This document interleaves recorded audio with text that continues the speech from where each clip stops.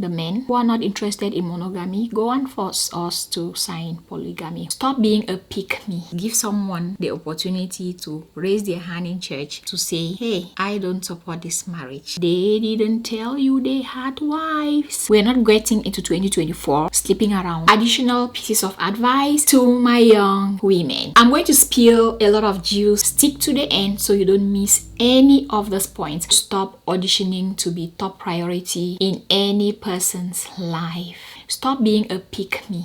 If the actions are showing that you are not a priority for them, let them be. If the actions are showing that they don't respect you enough, respect yourself enough to find better. If you have to pay people in order to prove to them that you care about them, they are not worth it. You don't need to cut your head off to prove to anyone that you care about them. You deserve to be loved just because you're deserving like any other person. And that's it, period. Wherever you are, you don't always be the one to be making the first move. If you are in a place where they're saying, hey, there are plates in this room to be washed, and you find out that whenever there are plates to be washed, you are always the first one to opt to do it. It's always you. If they're saying, let's do this, and it's always you who is always like, I'm gonna take care of this. People who care about you will generally want to help you. They're not gonna wait for you to be asking them to help. People are adults and they can tell what needs to be done at any particular time. If they're seeing something needs to be done and you call each other friends, the other person is never acting up on trying to do anything, you gotta reconsider that friendship and ask yourself questions. Sometimes you gotta sit back, just sit back for a little while and watch how people move, because a lot of people will tell on themselves. So my next advice is about dating at work. In fact, most companies hate when you date each other at work. A lot of people do find love at work, and most of the time they have to hide the relationship for a long time before they come out. So if you are getting into that kind of relationship, be aware that there may be consequences. You may end up losing your job because you are dating someone from work, and at the same time you may decide to quit the job, both of you or one of you, and then continue together if you care that much about each other. Don't do the sleep around thing at work and think that you will just have a one night stand and then go home and then come to work tomorrow like nothing happened. A lot of times it gets very uncomfortable to continue to work in that environment, so just be careful. The next advice I want to share is regarding travel. When you travel to a new place, please don't rush into trying to get into a relationship. I've had experiences where I moved to a new location.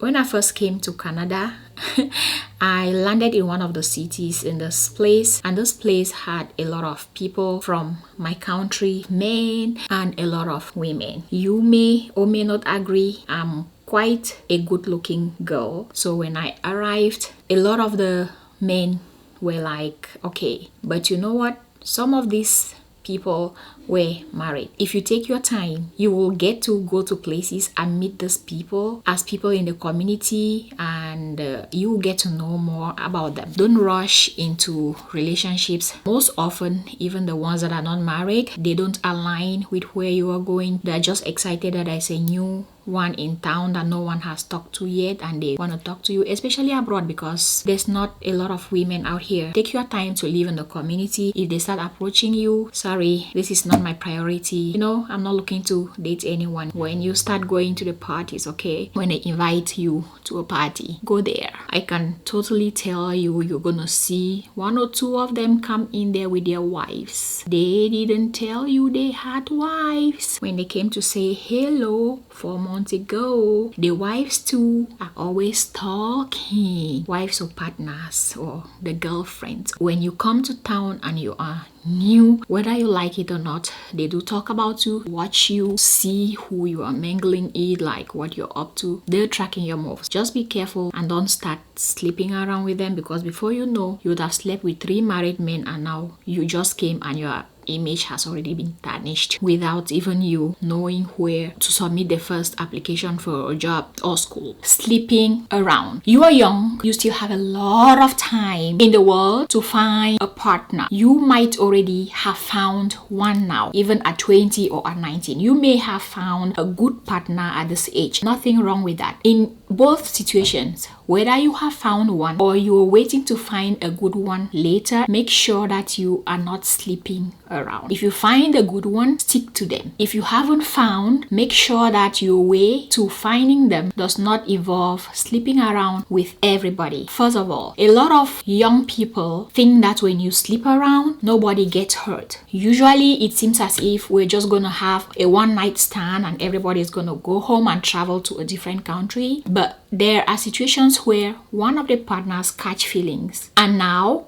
because the other person did not catch feelings in the process, you are left hurt, and you can really never tell what will happen after you sleep around with anybody. Knowing that you may get hurt can, one, either prevent you from engaging in the activity, or two, engage in the activity and be aware of the consequences of getting hurt. Please don't do it because everybody does it. Breakups happen in casual relationships and people really do get hurt from them. Does it mean that even if you found that good guy that you may not still be hurt? You may still be hurt. Does it mean that if you wait until you're 50, a virgin, and find a partner at that stage, you will not still be hurt? You may still be hurt. So what all these things that I'm saying, none of them fits everybody. Okay, so you're going to assess your situation, ask yourself where you are with the information that I'm providing, and you make the best decision for you, or make the wrong decisions, at least knowing the consequences. Another thing is that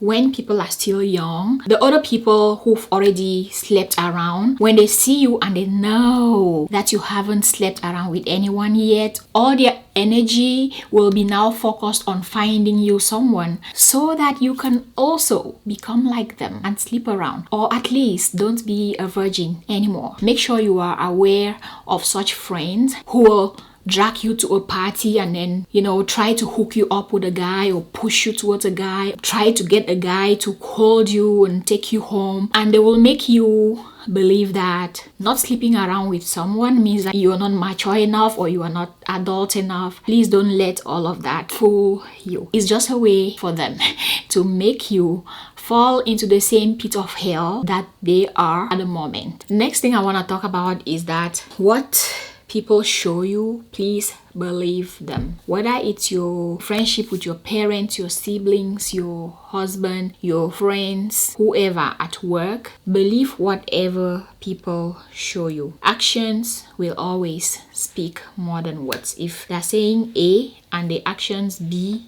not lining up with A, trust your gut, use the information when you know, when you have it, and just do the best that you can do with that information at that time, okay? But you gotta believe people. If they say, marriage is not my thing, believe them. If they say, I don't want kids, believe them. And if they can't say for sure whether they want or not, that is a red flag. Don't play married until you're married. You're not married until you're married. Let's talk about engagement. Personally, I think that it is best to keep the money, just because nowadays weddings have been taken to a whole different level. The money that we spend on weddings can be placed on mortgages, and when you are young like that, you're just interested in that ceremony. But if you save the money, you can rather pay your mortgage with it, start the home with it, and you can celebrate like smaller ways. The engagement ring, you can get an affordable engagement ring that looks great. It doesn't have to be worth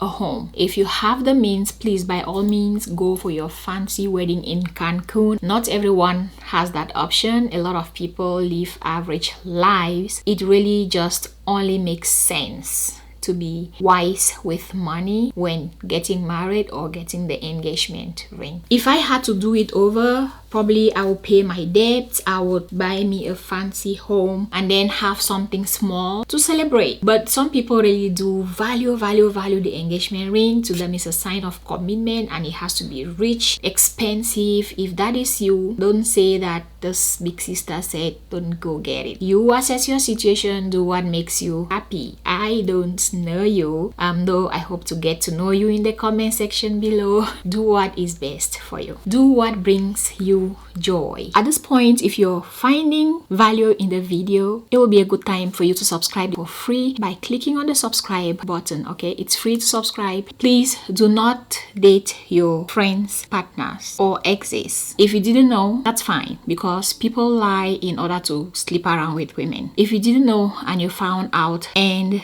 the relationship. But if you know, please don't flirt with them. Don't put yourself in a situation where they would want more from you. Do not invite your friends, partners to your events without the consent of your friend. It's always best to go through the friend, and if the friend can't make it, they can always ask their partners to come. Don't go directly to the partners to invite them to your event. Meanwhile, to begin with, you're not even inviting your own friend. That can seem like betrayal, and you will not be trusted. Even if you have good intentions, I'm telling you that their partners will never see it that way. Also, if your girlfriend's partner called you and invited you somewhere, if it was a surprise for your friend, hey, please be the cheerleader and take care of that event and surprise your friend. But if their partner is inviting you out to somewhere weird, a quick way to deal with the situation is to say, if they're on the phone and they say, hey, I wanted to check if you are available on Saturday, if you can meet me up here, blah blah blah blah blah blah blah, and there's no mention of their partner on the score, what you can say is, okay, sure, I can check my schedule and see, if I may be available. But anyway, I was just about to call his girlfriend or wife, your friend. Tell your friend's husband or partner on the phone that you were just about to talk to your friend, so you and her will figure out the details. Trust me, if this man wanted to invite you to somewhere without the knowledge of the partner, your friend, his wife, he's gonna stop you from contacting her. Unless this is a surprise to be planned for her, that is not okay. Be mindful how you relate with your friends' partners. If you know how hard it is to find a good one, please don't mess up their relationship. If this partner is good to your friend, let them be happy and pray for your own blessings. So maybe ask them for advice on how they found theirs, and maybe you can find you a good one. Maybe you've already made this mistake. If you've already made a mistake, please don't just do it again moving forward, because it starts with you realizing what you did that was wrong and letting go. Share the video with your sister, ask them to subscribe. You don't forget to subscribe. The next point I want to share with you is about involving family when you are taking major life decisions, especially marriage, because we are talking about relationships here. I know of situations where adults, young people like us, because we are stubborn and we think that we found love, we rush, don't involve our parents in some things, and we take people to court. And there's been times where the men who are not interested in monogamy go and force us to sign polygamy, which is not what we wanted. Because you have no one there to fend for you, you sign this contract and go home, and that is the beginning of the end of your life. I know we may have difficult parents, but I'm telling you, most of our parents want the best for us, especially when it has to do with marriage and going to live with another person for the rest of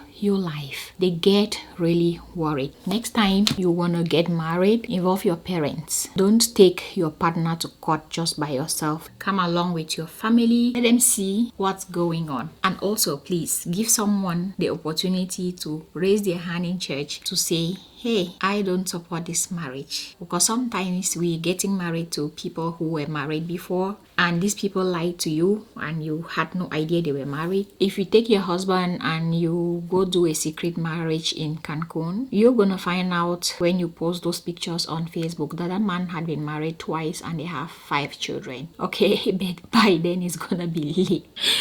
Make your relationship public. Don't be a secret. I will leave you here. If you agree, let us know. If you disagree, if you have other tips, please drop them below. Thank you all so very much for coming back or just clicking on this video today. But please click on the screen on the videos. Here is the part A that I did before, or any other parts that I may have uploaded, and watch these other videos because they are equally amazing. Subscribe and hit the notification bell so that you don't miss my next video. It's free to like, it's free to comment and watch videos on YouTube. All you need to do is click on the subscribe. You don't have to submit your credit card, nothing like that.